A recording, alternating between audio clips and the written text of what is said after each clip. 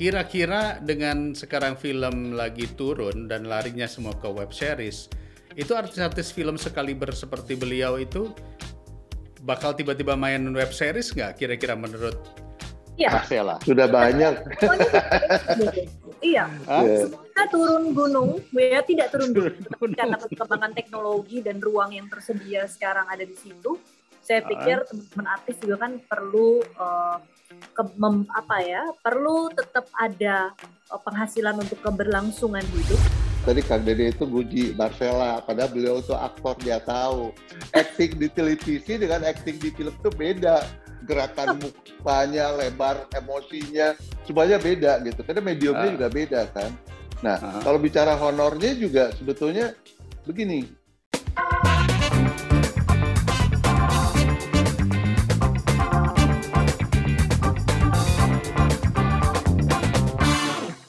Assalamualaikum warahmatullahi wabarakatuh. Ketemu lagi guys, dan saya doakan semoga kalian semua tetap sehat walafiat. Kita sudah melewati mungkin beberapa bulan ini PPKM, lalu kemudian ya dengan segala keterbatasan ya. Udah banyak yang kita obrolin, masalah kesehatan sudah, masalah bisnis online sudah, masalah inovasi sudah. Nah ini ada yang menarik nih, saya ingin ngobrolin sesuatu tentang yang sesungguhnya bagian dari kehidupan kita. Apa itu? Nonton bioskop atau pergi nonton film ya. Jadi guys, kita lihat sekarang ada hal-hal yang menarik kalau kita saksikan bahwa ternyata film nasional dalam kurun beberapa tahun terakhir ini sudah benar-benar terjadi booming. Tapi sejak pandemi hampir 2 tahun ini, boleh dikatakan film Indonesia kembali terpuruk. Ya. Dan seperti apa terpuruknya, kita lihat dulu sini ada sedikit catatan. Joko Anwar mengatakan revenue dari dari film Indonesia 90% adalah dari bentuk pemasukan penjualan tiket. Setelah itu turun, namanya second run, itu 10% lagi dari streaming platform, termasuk juga free to air seperti FTV dan lain-lain ya. Ini adalah satu contoh bahwa 90% itu dari bioskop. Dan sekarang bioskop terpaksa berhenti. Tidak ada yang menayangkan di bioskop. Nah, akhirnya para selebriti, artis, produser, kru film ya termasuk juga pelaku-pelaku industri film semua membuat surat terbuka. Waktu itu sempat viral. Surat terbuka buat presiden meminta katakanlah bantuan presiden. Dan ini kita lihat di sini, para sineas kirim surat terbuka untuk Presiden Jokowi yang isinya adalah bagaimana Pak Jokowi bisa lebih memperhatikan masalah perfilman. Next.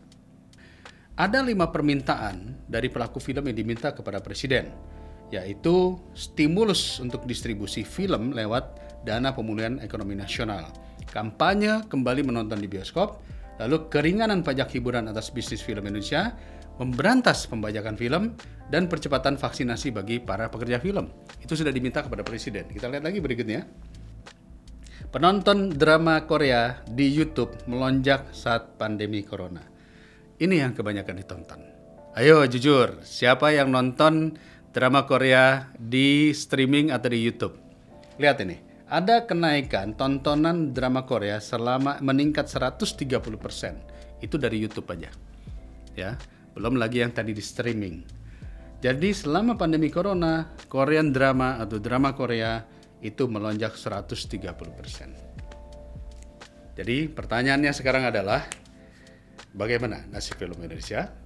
Saya akan menghubungi kawan saya, yang satu adalah produser film, yang satu lagi adalah artis papan atas, yang juga adalah ketua organisasi. Oke?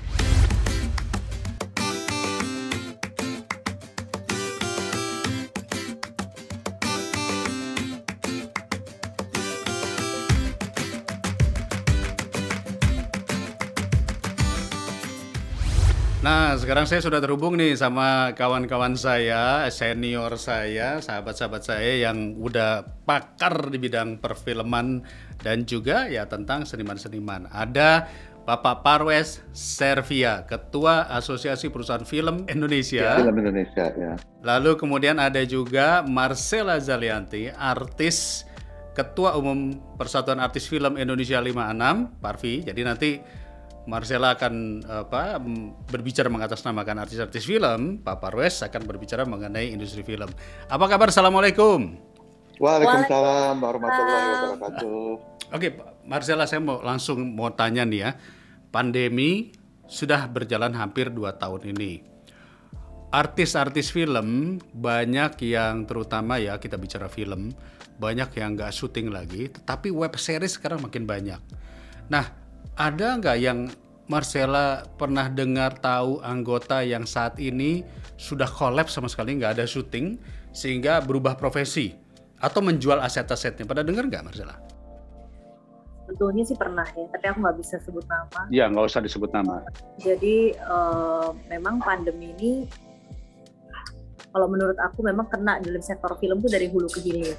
Pasti para produser tentunya, pemilik bioskop, eksibitornya, tapi artisnya juga kena impact walaupun tidak secara indirect gitu ya. Tapi pasti durasi mereka syuting film sampai kepada tingkat kru. Banyak soalnya pekerja film itu kan nggak semuanya itu pekerja profesional, artinya mereka tuh bekerja, ada yang menggantungkan hidupnya sepenuhnya, hidup mereka dari film ke film. Jadi begitu produksi terhenti, mereka betul-betul nggak punya pekerjaan. Ada yang kalau artis ya, kategori kalau kita itu artis film, pada umumnya artis film tuh masih di posisi yang beruntung, alhamdulillah, karena banyak dari mereka yang punya pekerjaan lain. Kadang sekarang dengan perkembangan teknologi, perkembangan dengan social media, itu ada timbul ruang ekonomi baru untuk mereka. Mereka bisa punya penghasilan lain di luar jam syuting, di luar syuting film, di luar syuting sinetron, bahkan di luar web series. Itu masih bisa, tapi itu tidak semua, tidak berlaku untuk semua. Iya. Nah, kalau kita bicara pekerja film dalam konteks aktor gitu kan ada pelatih actingnya di situ juga, ya kan? Aktornya di situ juga, aktor juga ada yang sekarang lagi hits, katakanlah masih di masa jayanya. Tapi kan ada juga yang mungkin jam kerjanya atau mereka sudah tidak terlalu aktif sekali, jadi sekarang makin susah lagi. Nah itu sampai jujur aja sampai aku tuh ditelepon gitu. Dan ini saya kalau nggak Parvi tidak bergerak lagi seperti kemarin membuat tahun kemarin itu kan pas pandemi kan kita alhamdulillah yang mengumpulkan bantuan dari kita untuk kita, itu akhirnya kita bisa mengumpulkan lumayan lah untuk 2.000 sekian kita distribusi untuk dari siapapun lah yang bekerja di lingkungan kita. Bantuan cash money, terus mungkin untuk stok makanan untuk 3 bulan ke depan, sampai dengan kita kolaborasi kemarin dengan Kadin, dengan MPR, kita bikin untuk modal. Jadi pekerja film yang memiliki modal usaha, memiliki usaha yang menarik, yang kita periksa juga dulu ini menjanjikan, bisa memberikan ruang kerja untuk yang lainnya, juga bisa ada economic impact lah ya, dia bisa melangsungkan hidupnya, itu kita kasih modal usaha kayak misalnya dari mulai 5 sampai 10 juta per unit usaha. Kemarin kita sempat itu, dan itu bagus banget dan mereka happy banget. Tapi kan karena waktu itu juga waktu yang pendek, keterbatasan juga anggarannya, itu akhirnya cuma kita baru bisa distribusi ke berapa jumlah tertentu gitu kan, tidak semuanya. Nah ini yang pandemi kedua ini kelihatannya tuh nggak seberapa tahun lalu kalau dari kasat mata, tapi impact-nya tuh ternyata terbaik terhadap event pariwisata, mungkin orang-orang yang pergi di dalam itu gede banget. Orang sampai aku tuh ditelepon tadi, aku mau cerita ya, sorry kepotong, bilang saya nih kalau nggak bergerak lagi kita, saya tuh bulan depan mau makan apa saya udah nggak tahu loh. Sampai kayak gitu. Jadi udah bukan soal yang lain, makan ini kan kebutuhan. Betul. Kalau sampai beras aja itu udah jadi persoalan, itu kan berarti udah, ya Allah aku sampai mau nangis gitu kan. Tapi tapi ya begitulah keadaannya gitu. Jadi memang akhirnya ya orang film ya kita sesama yang bekerja di sini, bekerja di dunia ini ya memang harus kita duluan yang berpikir untuk satu sama lain ya gitu. Jadi artis saja, kategori artis saja sampai berpikir mau makan apa. Kebayang nggak dengan seniman-seniman jalanan? Saya sudah lihat ada beberapa beritanya ya, seperti kayak yang main wayang, yang main ludruk, atau yang biasa mereka penampilan di jalan atau di event-event itu sudah nggak bisa makan sama sekali. Jadi artinya ini menjadi catatan penting. Saya ke Pak Parwes, 90% penghasilan dari bioskop. Dengan adanya pandemi ini saya yakinlah Pak Parwes punya film saat ini mungkin masih banyak yang belum tayang di bioskop. Tapi sekarang ada yang namanya streaming ya Pak ya, OTT, ada web series. Itu seperti apa sih Pak? Membantu nggak sih? Kebetulan saya Ketua Badan Perfilman Indonesia, Di samping itu juga saya Ketua Asosiasi Perusahaan Film Indonesia, yang kebetulan Kang Dede Yusuf ini adalah Dewan Pengawasnya. Jadi saya lapor kepada Dewan Pengawas, saya akan bawa nama APFI. Nah, jadi perfilman Indonesia sedang lepas landas. 2019 ada di puncak kejayaan. Kita harusnya sudah bisa menikmatinya tahun 2020. Kenyataannya terjadi pandemi, praktis udah perusahaan saya di Star Vision dari sejak tahun 2020 awal sampai sekarang belum rilis satu film pun. Tapi syuting sudah jalan, Pak ya? Produksi berjalan terus. Oke. Ada jumlah uang yang hampir 100 miliar yang tertahan, yang tidak bisa dicairkan, tidak bisa diedarkan. Pada saat uang segitu besar tidak bisa diedarkan oleh satu perusahaan, artinya ada sejumlah uang sebesar itu pula tidak bisa dibelanjakan kepada industrinya, tidak bisa diakses oleh profesi, oleh artis, oleh kru, oleh seluruh industrinya. Jadi artinya ada stagnasi ekonomi di sana, ada pemberhentian jeda kegiatan yang sangat parah. Jeda pertama tentunya adalah karena pandemi itu sendiri. Kita berhenti, kita step back, tapi kita tahu bahwa ini tidak bisa jalan terus. Apa yang dilakukan oleh Mama Marcella di Parpil 56, membantu anggotanya dengan bantuan keuangan dan sebagainya, itu tidak bisa dilanjutkan, tidak bisa berkepanjangan. Karena yang dibutuhkan ya bukan dikasih ikannya, dikasih pancingannya. Nah ini juga kita lakukan, BPI dan banyak asosiasi semua juga melakukan hal yang sama, tapi ini tidak menyelesaikan persoalan. Ini hanya menyelesaikan persoalan buat sementara. Nah itulah kita di awal begitu produksi berhenti, kita berupaya bahwa satu hal yang harus dimengerti di dalam perfilman, bahwa mereka itu kebanyakan kerjanya proyek. Kalau pekerjaannya selesai, mereka terima pembayaran. Kalau pekerjaannya terhenti, mereka tidak bisa tuntas pembayarannya. Pada waktu itu berhenti produksi, banyak sekali yang berhenti. Nah, itu kesulitan. Hanya kami berusaha menjelaskan bahwa kami kerja secara kolektif dalam suasana kekeluargaan dalam membuat film, di mana kami sangat paham untuk saling melindungi dan menjaga keselamatan pada saat berkegiatan. Nah, akhirnya kami membuat prokes bersama seluruh asosiasi, turun prokesnya dari Kementerian Kesehatan, diperjelas lagi dengan SKB 2 Menteri dari Kementerian Pendidikan dan Kebudayaan, di mana perfilman itu ada juga di sana, dan Kementerian Pariwisata dan Ekonomi Kreatif. Karena kan di hulunya film ini adalah budaya, produk budaya bangsa, cagar budaya bangsa, investasi bangsa, tapi di hilirnya adalah kegiatan ekonomi kreatif. Dan kegiatan ekonomi kreatif di sini ini melibatkan banyak sekali kegiatan ekonomi kreatif yang lain. Itu keunikannya perfilman. Tetapi ya itu tadi, produksi berhenti, hanya kami bisa mulai jalan lagi produksi, tapi problem lagi, tidak ada kepercayaan untuk orang bisa kembali ke bioskop. Nah, sementara film ini, pasar terbesarnya adalah bioskop. Bioskop itu kita melakukan direct distribution, kita bikin film, kita bawa ke bioskop itu langsung nyampe ke penontonnya. Bioskop nggak jalan, orang bilang, itu ada digital. Digital ini adalah second market. Berapa besar bisnis ini? Nah, tahun 2020 terjadi persaingan banyak sekali yang masuk ke Indonesia. Mereka masih membeli nih film-film dari produser, film-film yang terhenti tidak bisa main di bioskop itu. Tapi kemampuan mereka beli itu terbatas. Bagaimana mereka bisa menggantikan market 100% yang mereka pada kontribusinya hanya sekitar 10 atau 20% maksimalnya pun. Nggak mungkin mereka lakukan terus-menerus. Akhirnya yang tersisa di stok film yang belum beredar di bioskop adalah justru film-film raksasa. Sama seperti Amerika, James Bond ya masih belum. Malah sampai katanya perusahaan filmnya dibeli oleh perusahaan OTT kan, untuk dapetin film James Bond saja. Banyak film yang masih ditunda, Mission Impossible ditunda dan sebagainya. Kita juga banyak sekali film-film yang bagus dengan biaya yang di atas 15 miliar, yang betul-betul butuh pasar bioskop dulu, baru second marketnya masuk ke OTT, tidak bisa beredar. Akibatnya apa? Ada belanja di industri ini yang berhenti. Ada situasi stagnan yang berakibat sangat buruk kepada seluruh pelaku industri. Dulu yang Mbak Marcella bilang bahwa yang dulu nggak seberat yang sekarang. Dulu orang mungkin masih punya tabungan. Makin kesini tabungannya udah makin terkikis, makin hilang, ya kan?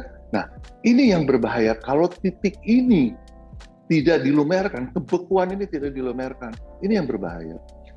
Apabila ini bioskop kebekuan ini tidak dilumerkan, kita tidak akan menghasilkan karya-karya yang istimewa lagi. Betul. Nah, ini apabila tidak, makanya waktu itu kita merasa bahwa ini udah saatnya kita harus menyelamatkan perfilman Indonesia. Kita ketemu Bapak Presiden dan sebagainya, di mana kita butuh kampanye untuk mengembalikan penonton kembali ke bioskop, bahwa bioskop aman, bahwa bajakan harus diberantas dan sebagainya. Jadi ada 5 tuntutan itu ya Pak Parwes ya, 5 tuntutan. Marcella ikut juga datang kalau nggak salah ke Presiden pada saat itu ya. Nah, pertanyaan saya nanti ini ke Marcella dulu nih. Setelah ketemu Presiden, langkah berikutnya ada nggak? Apa yang terjadi Marcella? Ya, saya kebetulan untuk proses detail kelanjutannya kan saya tidak ikut lagi, tetapi saya tahu bahwa ada di sana. Iya, Pak Parwes sudah ada tim kan untuk meminta dana PEN ya untuk perfilman. Saya pikir kita semua bersama pasti menunggu, mudah-mudahan dana PEN itu bisa direalisasikan untuk membantu pemulihan ekonomi dalam hal konteks perfilman khususnya ya, dalam hal produksi, dalam hal promosi. Mudah-mudahan saya berharap juga bioskopnya juga dibantu untuk pertumbuhan bioskop, karena dengan pertumbuhan bioskop ini pasti nanti juga pendapatan untuk perfilman, untuk produser-produser kita juga pasti akan juga lebih besar lagi. Kalau pembajakan mungkin ya aku agak sedikit itu juga itu juga salah satu concern aku yang sangat besar gitu, karena menurutku nih memang soal pembajakan ini kita belum maksimal gitu penanganannya. Pertama, law enforcement. Kedua, tidak hanya law enforcement tapi undang-undang hak ciptanya sendiri. Kalau aku berpendapat selama undang-undang hak cipta ini, karena Kang Dede ya ada di situ juga di DPR, selama undang-undang hak cipta terkait dengan industri ini masih didelik aduan, menurut aku itu akan sulit untuk pemerintah bisa berperan, penegak hukum bisa berperan aktif. Pasti akan menjadi pasif dan ikut tidak akan bisa kita memberantas yang namanya perbajakan ini sampai tuntas. Oke. Ini masalah undang-undang hak cipta nanti kita akan bahas lebih lanjut. Pak Parwes kan ikut itu ya di dalam masalah pertemuan dengan Presiden ya. Ada beberapa tuntutan, saya tadi sudah bacakan ada tuntutannya, pemulihan ekonomi nasional. Sekarang kira-kira aplikasinya bagaimana Pak? Sudah berjalan belum? Jadi pada waktu kita ketemu dengan Bapak Presiden menyambut dengan baik bahwa kan GDP sumbangan industri perfilman Indonesia saja tahun 2019 itu ada sekitar 15 triliun. Cukup 15 besar. triliun? 15 triliun. Pajaknya juga besar. Ngomong-ngomong, lokal atau import? Film Indonesia aja. Film Indonesia dari bioskop dan sebagainya. Iya. Nah, kita menyampaikan pada waktu itu dan akhirnya kita mempresentasikan ke Kemenko Perekonomian dan kita membuat penjelasan bahwa kita ini bukan meminta bantuan, bukan pengusaha meminta bantuan, bukan. Yang kita mau itu adalah ekosistemnya pulih. Semua kegiatannya bisa kembali. Kita nggak bisa menafikan bahwa kalau bioskop rame itu adalah ilustrasi kita lagi dalam keadaan yang sangat sejahtera, yang sangat tenang, sangat nyaman. Kita bisa pergi menonton dan sebagainya. Nah, kita berbicara ini yang harus kita selamatkan. Kita kampanyekan bioskopnya, seamannya, pembajakannya kita jaga. Bagaimana kita mengembalikan film-film raksasa yang bisa mengundang orang kembali datang ke bioskop. Film-film yang, bayangkan kan, film main. Pada bulan Maret tahun ini, waktu sebelum ada sekitar 9 film, penontonnya hanya 390.000. Total dari 9 film yang beredar, 11 film, 390.000. Total? Waduh. Total dari 11 film. Padahal tahun 2019 rata-rata per satu judul film yaitu 360. Jadi artinya yang kembali nonton itu baru kurang lebih 10%-an. Pertanyaan saya tadi Pak Parwes, apakah sejak itu kan terjadi tahun 2020 pertemuan dengan Presiden, follow up-nya sekarang bagaimana Pak Parwes? Jadi sekarang ini yang menangani dana, jadi dananya udah disetujui ya yang saya tahu. Iya. Pengelolaannya ada di Kementerian Pariwisata dan Ekonomi Kreatif. Nah, tinggal realisasinya. Nah, jadi ini yang kita menunggu. Kemarin kan harusnya katanya, kan tadinya kita mintanya mulainya adalah bulan Juli sesuai arahan Bapak Presiden. Mundur ke Agustus. Begitu mau masuk Agustus kita kena gelombang kedua. Delta ini gelombang kedua. Akhirnya ketunda. Nah, ini sekarang mau kapan? Baik. Nah, apabila ini tidak apa yang apa yang akan dikeluarkan di sini ini akan diserap oleh industri dan ini akan menjadi percepatan ekonomi yang puluhan kali lebih. Leading sektornya siapa, Pak Parwes? Kementerian mana? Kementerian Pariwisata kah? Pariwisata dan Ekonomi Kreatif. Saya sepakat dengan Pak Parwes ya, karena kebetulan tugas saya salah satunya adalah di Kementerian Pariwisata ini, nanti saya akan sampaikan, kita perjuangkan Pak Parwes ya. Tetapi alangkah lebih baiknya kalau itu masuknya bukan dari dana alokasi Kementerian Pariwisata, tapi dana khusus, yaitu ekonomi pemulihan ekonomi, betul? Itu dananya dari Kemenko Perekonomian. Baik. Dan jadi memang bukan dana yang sudah ada, ini dana baru untuk pemulihan ekonomi. Saya ke Marcella lagi ya, Marcella. Nama-nama besar artis seperti kita sebut saja Reza Rahadian, yang kalau muncul di film itu selalu bagus. Ini kira-kira dengan sekarang film lagi turun dan larinya semua ke web series, itu artis-artis film sekaliber seperti beliau itu bakal tiba-tiba main web series nggak kira-kira menurut Marcella? Sudah banyak. Iya. Semuanya turun gunung, ya tidak turun gunung. Karena perkembangan teknologi dan ruang yang tersedia sekarang ada di situ. Saya pikir teman-teman artis juga kan perlu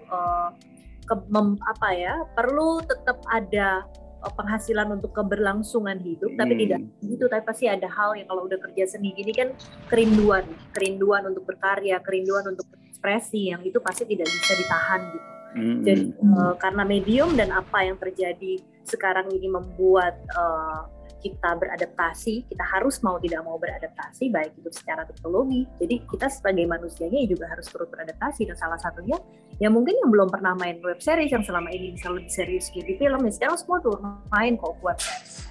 Jadi semua udah turun ya. Marcella juga main ya. Mungkin saya kasih gambaran gini Kang Dede. Jadi kalau karya audiovisual yang dalam bentuk drama atau misalnya tontonan katakanlah film ataupun series, itu range-nya itu lebar sekali. Di televisi ada film televisi, di bioskop ada film bioskop.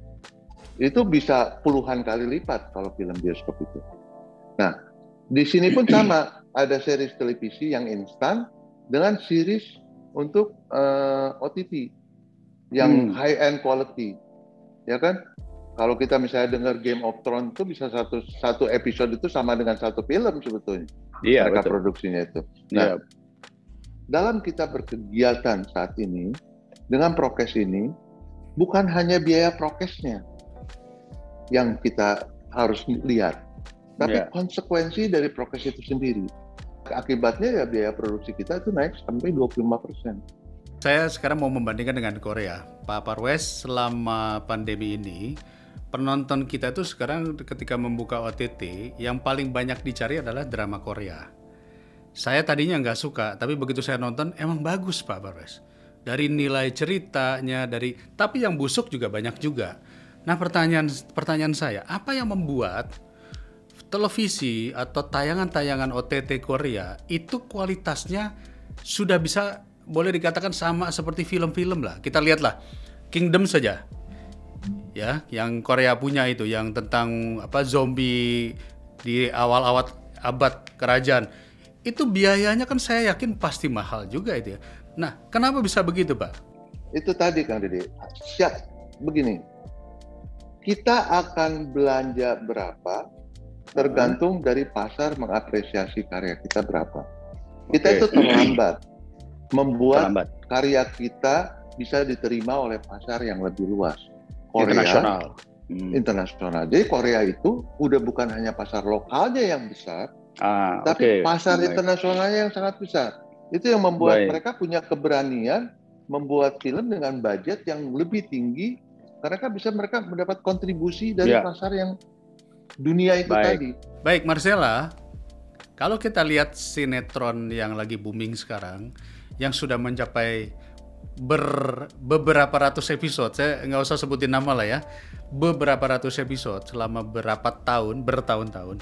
Dalam pertanyaan saya adalah, ini kok orang nggak bosen ya nonton? Bahkan salah seorang pembesar kita, Pak Mahfud MD, malah mengatakan, wah ini jadi asik nih nonton, dan malah membedahnya.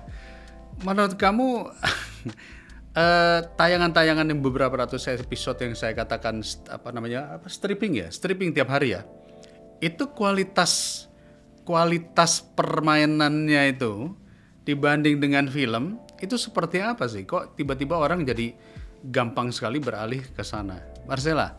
Sebetulnya bukan kepada kualitas ya. Kalau akhirnya pada saat ini mungkin orang lebih banyak nonton series, tapi karena waktu yang lebih banyak di rumah. Ya saya sendiri yang sebelumnya tidak pernah punya waktu untuk nonton series, sekarang saya jadi nontonnya. Kenapa saya lebih memilih series? Karena memang lebih secara emosional tuh kita ada keterikatan gitu. Jadi kita ada penasaran nunggu besoknya lagi, nunggu episode selanjutnya seperti apa. Nah itu ada kepuasan yang lain ketika kita bisa menyelesaikan satu series, kemudian series berikutnya dibanding kita mau banyak film satu-satu ya. Jadi menurutku, tapi kalau misalnya soal acting tadi kembali lagi ditanya, tentu pasti beda kita syuting stripping dengan film. Kenapa? Karena dari persiapannya aja udah berbeda. Syuting film itu aktor itu dikasih waktu lebih panjang untuk observasi, untuk lihat, untuk istri dalam hal yang gitu kan. Nah sementara kalau di sinetron atau stripping rasanya tuh waktu itu tuh proses itu hilang. Jadi ya pasti tentu akan berbeda ya gitu kalau menurutku. Tapi kalau boleh dikatakan yang biasa stripping, yang biasa sinetron, terus aktingnya bagus, kalau dilihat di layar kaca itu jago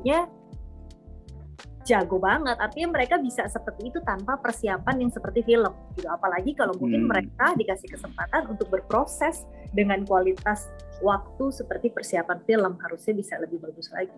Oke, Pak Parwes kan bikin yang stripping juga bikin, web series bikin, FTV bikin, film mau kategori film yang di bawah 5 miliar sampai yang di atas 10 miliar juga bikin.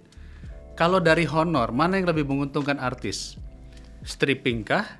Atau yang lebih gede? Stripping kah? Atau yang kelasnya besar? Oke, ini yang pertama tadi Kang Dede itu puji Marcella, padahal beliau itu aktor, dia tahu. Acting di televisi dengan acting di film itu beda. Gerakan mukanya, lebar emosinya, semuanya beda gitu. Karena mediumnya juga beda kan.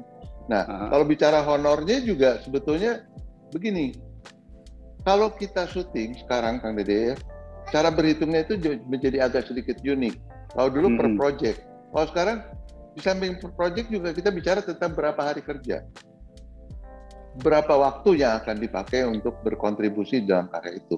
Nah, ayolah kita bersama-sama bekerja dengan memberikan kontribusi, jangan mencari honor yang enggak, akhirnya orang juga tidak bisa berjalan. Dan kan masalahnya begini, kalau PH yang sudah survival sekian lama aja sampai punya masalah, bagaimana dengan yang kecil? Nah nanti akhirnya kalau yang kecil ini juga apakah mereka committed tentang prokes dan sebagainya, misalnya kayak gitu. Jadi memang ini kita butuh kebersamaan, kita menyadari situasinya sulit. Makanya saya ingin tampil seger hari ini, walaupun saya tentu ya banyak masalahnya. Iya. Utang masih ada tuh, tidak boleh ditaruh di dalam hati gitu. Kita memang harus berusaha semangat terus. Baik, Marcella, apa yang ingin kamu sampaikan kepada pemerintah saat ini dalam kondisi banyak seniman, artis-artis yang kolaps atau tidak sanggup untuk berupaya kembali? Apa harapannya kira-kira? Ya kalau harapan saya sih sebetulnya lebih kepada secara keseluruhan ya, ekosistem perfilman Indonesia ini masih banyak yang harus dibenahi dan memang butuh sinergi segitiga antara pelaku, pemangku kebijakan, ya juga dalam hal ini mungkin dunia usahanya gitu ya. Kemudian juga ya kalau dalam hal saya sih inginnya tentu pekerja film ini kan sebetulnya bukan pekerja biasa ya, dia tidak bisa dikategorikan seperti misalnya pekerja profesional seperti biasa. Mereka punya jasa, artinya membawa harum nama bangsa juga gitu ya. Mereka apa yang dihasilkan karena film ini adalah medium diplomasi budaya yang juga sebetulnya adalah paling powerful, punya sekedar medium hiburan tapi medium edukasi, literasi yang menyampaikan. Ya pokoknya ini adalah diplomasi cultural itu lewat film tuh perannya tuh sebetulnya besar sekali. Nah, dimana di dalam itu kan butuh aktor-aktornya. Nah, jadi buat saya mungkin dalam situasi saat ini itu para orang-orang ini harus dipikirkan juga gitu, harus dipikirkan artinya seperti misalnya pajak. Mungkin bisa diberikan peringatan untuk pajak-pajak artis ataupun pekerja film lainnya seperti itu. Menurut saya memang sekarang berapa pajak? Yang kebijakan-kebijakan yang strategis. Pasal 21 Bang Dede. Kebijakan-kebijakan yang PP21. Iya, PP21. Oke. Gitu. Jadi kalau menurutku diberikan prioritas lah. Jadi bahwa film ini juga tidak hanya atlet yang membawa nama baik, tetapi film atau film dan aktor itu juga punya peran terhadap keharuman nama bangsa gitu. Jadi menurutku kalau bisa ya diberikan kebijakan-kebijakan atau insentif yang kiranya itu bisa membantu. Dan menurut saya itu tidak perlu sesuatu yang harusnya kita kayak minta gitu ya. Oke, ini kan saya sering bicara dengan para pelaku seni. Bisa saja musisi, bisa saja seniman tari. Pasti semua juga minta ada kebijakan-kebijakan yang dalam tanda konteks tadi bisa membantu mereka. Tetapi tentu kalau kita melihat semuanya parsial, maka yang terjadi bukan ekosistem yang berubah, tapi bantuan-bantuan. Pak Parwes, saya tanya sekarang kepada Pak Parwes, industri film, TV, web series dan sebagainya, sebetulnya boleh dikatakan sekarang ini masih ditonton orang. Film-film Indonesia masih ditonton orang. Saingan kita adalah film-film Korea dan yang lain yang sekarang mendesak melalui digital. Pertanyaan saya berikutnya adalah, kira-kira apakah hanya masalah soal uang dalam tanda kutip atau ekosistem atau merubah undang-undang atau kira-kira leading sektor ini yang harus diperbaiki supaya kalau industrinya bergerak maka artis pasti juga mendapatkan honornya, kru mendapatkan penghasilannya, kreativitas berkembang. Kira-kira skema apa yang ditawarkan oleh Pak Parwes kepada pemerintah ini loh yang mesti harus dilakukan? Kira-kira bagaimana Pak Parwes? Pertama, kita harus paham bahwa film ini sangat strategis. Mindset ini harus dimengerti. Tadi Mbak Marcella sudah bercerita segala macam dari sektor budayanya, belum dari sektor ekonomi kreatifnya. Mindset ini udah harus dimengerti. Bahwa film ini bukan hanya sekedar media hiburan. Itu yang pertama. Udah. Kalau ini sudah dimengerti, tentunya pemerintah juga harus sadar bahwa sektor ini juga sektor yang sangat dibutuhkan. Kita paham, mau buka nggak ada bioskop, nggak ada pull factor-nya. Nggak ada yang bikin orang mau datangnya. Ya kan traffic-nya kan paling banyak kan ke sana. Pada saat mereka mau nonton, mereka kemana-mana. Nah, ini kan coba bayangin, udah sekian lama bioskop. Bagaimana kalau bioskopnya collapse? Bagaimana kalau industrinya tidak bangkit? Sementara lokomotif industrinya adalah bioskop. Yang tadi dikutip Pak Joko Anwar bilang bahwa 90%-nya itu di lokomotifnya nih. Kalau bioskopnya mati ini mau sampai kapan? Nah, tentunya ini yang kita butuh, pemerintah melakukan vaksinasi secepatnya, ada dana bantuan untuk pemulihan ekonominya. Yang kita butuhkan adalah sebetulnya iklim kerja, infrastruktur yang berfungsi kembali, sehingga kita bisa melakukan kegiatan pemasaran dengan normal. Oke, Pak Parwes, ini kelihatannya Marcella juga tadi udah izin duluan ya, jadi terima kasih ya Marcella. Kang Dede, mohon maaf Pak Parwes, saya harus pamit. Ada agenda selanjutnya, terima kasih banget. Sama-sama. Film ini kita punya daya fighting spirit yang luar biasa.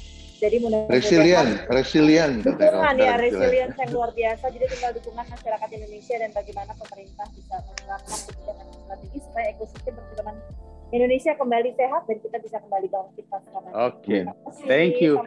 Terima kasih ya. Stay sehat ya. Bye bye. Iya, jadi Pak Perwes ya kita tambahan sedikit satu kata saja terakhir ya, satu kata terakhir dari Pak Perwes. Kira-kira kita bisa dalam 5 tahun ke depan apa sih proyeksinya Pak Perwes terhadap perfilman nasional? Ini akan bangkit kembali atau akan terpuruk seperti dulu? Saya sangat yakin film Indonesia akan bangkit. Kenapa? Begini, satu, Indonesia itu negara dengan penduduk yang cukup besar. Mempunyai kekayaan yang luar biasa. Secara budaya, secara alam, segalanya. Kita mempunyai potensi insan perfilman yang luar biasa juga. Nah, yang dibutuhkan hanya apa? Koridornya, kondisinya, kesempatannya, peluangnya, marketnya dijaga, pasarnya. Kan ini kan sebetulnya hanya masalah demand dan supply.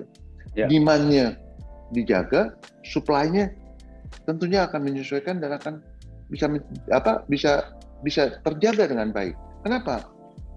Dengan pandemi ini kita sebetulnya secara tidak sadar kita menjadi insan-insan yang berusaha bertahan dalam satu community, dalam satu negara itu sendiri, ya kan? Kan praktis ini agak sulit kita juga kan, pergi ke luar negeri pun sulit apa segala macam, dan kita ini sekarang mencoba dalam kondisi yang cukup sulit pun menghadirkan karya-karya lokal. Kalau Kang Dede bilang, saya sering nonton di OTT, series Korea bagus. Ingat Kang Dede, seluruh OTT, apabila dia isinya hanya film asing, dia tidak akan bisa jalan di Indonesia. Karena tetap kita orang Indonesia sangat butuh tontonan produk nasional. Kita butuh sekali itu, apakah itu film ataupun itu series. Nah, ini mereka paham semuanya, mereka butuh itu. Nah, ini yang melatih kita mempunyai kekuatan yang besar, latihan yang besar, hanya tinggal nanti dikasih peluang yang lebih besar.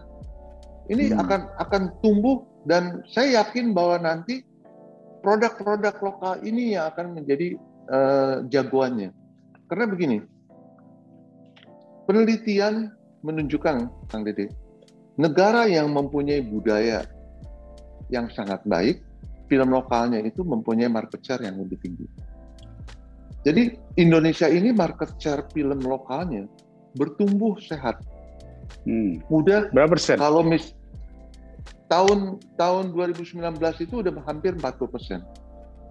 Saya prediksi tahun 2020 itu 45, tahun 2021 50 tadinya. Itu udah hampir sama dengan Korea. Korea 50 lebih. Film lokalnya mereka itu kuat sekali. Kenapa? Budayanya. Tapi ya Korea bayangkan, 50 hektar tanah pemerintah kasih, dibikinkan kerajaan, taman, hutan, apa segala macam, dan seluruh fasilitas, termasuk sekolahan. Orang silakan belajar film, silakan bikin film, nggak punya duit dibikinin. Ya kita belum sampai ke sana. Kita butuh, Kang Dede, mungkin ada satu yang saya pakai penutup, kita ini butuh laboratorium film. Bukan dalam bentuk laboratorium film secara fisik, tapi tempat di mana kita mulai membahas tentang premis apa yang kita hendak buat, apa yang dibutuhkan, apa yang bermanfaat. Terus dari premis itu didiskusikan menjadi sebuah sinopsis, menjadi sebuah skrip, berproses di situ. Dari skrip diciptakan desain produksinya, dipilih siapa yang akan menjadi eksekutornya, siapa yang menjadi aktornya, diproduksi, dari mana, bagaimana mereka memproduksinya, bagaimana mereka mengeditnya, bagaimana mereka membuat titling, CGI, segala macam, dan bagaimana memasarkannya, dan mereka mempunyai pustakanya. Seluruh proses ini, itu kita mempunyai satu institusi yang setiap orang bisa belajar. Dan akhirnya, kita punya pustakanya. Jadi kalau orang mau bikin film yang baik, mereka udah tahu siapa yang ngajar. Ya siapa? Semua pun bersedia pasti berbagi. Sehingga pada satu waktu nanti adalah ada orang yang ingin masuk ke industri film, punya duit, tidak tahu bikin film pun bisa bikin film. Atau ada orang tahu bikin film nggak punya duit pun bisa bikin film. Itu Kang Dede.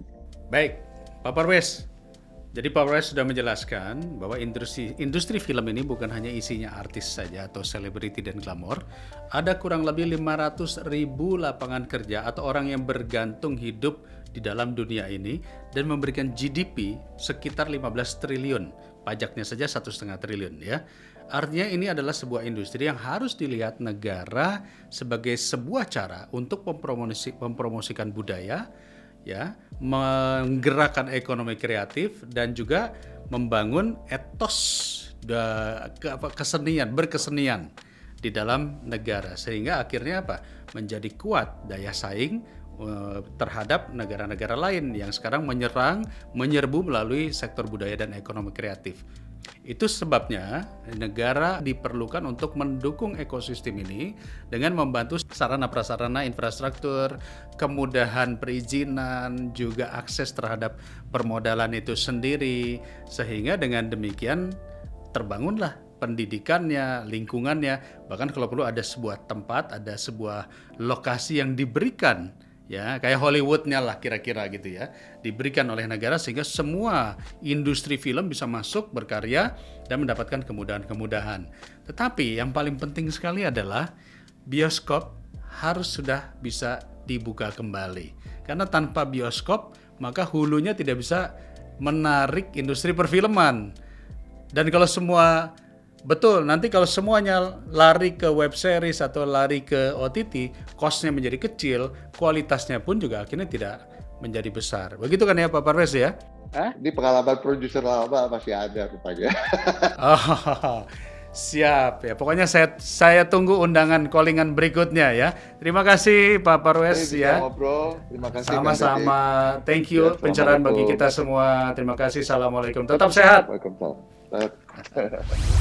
Siapa yang tidak kangen nonton ke bioskop? Pasti semuanya kangen.